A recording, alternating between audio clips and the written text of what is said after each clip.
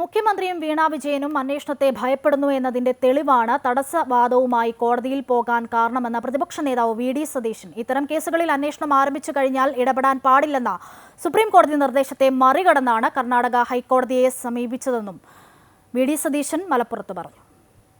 ലക്ഷക്കണക്കിന് രൂപ പണം മുടക്കി ഡൽഹിയിൽ നിന്ന് അഭിഭാഷകനെ കൊണ്ടുവന്നു ഹൈക്കോടതിയിൽ കേസ് കൊടുത്തു. അദ്ദേഹത്തിന്റെ മകൾ ബാംഗ്ലൂർ ഹൈക്കോടതിയിൽ പോയി. ഇത് രണ്ടും പോയത് അന്വേഷണത്തെ തടസ്സപ്പെടുന്നതിന് വേണ്ടിയിട്ടാണ്.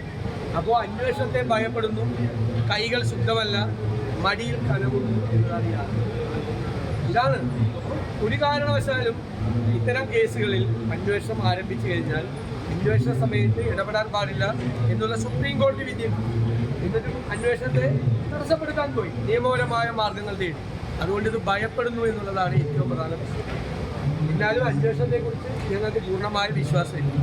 അന്വേഷണം 8 മാസത്തേക്കാണ്.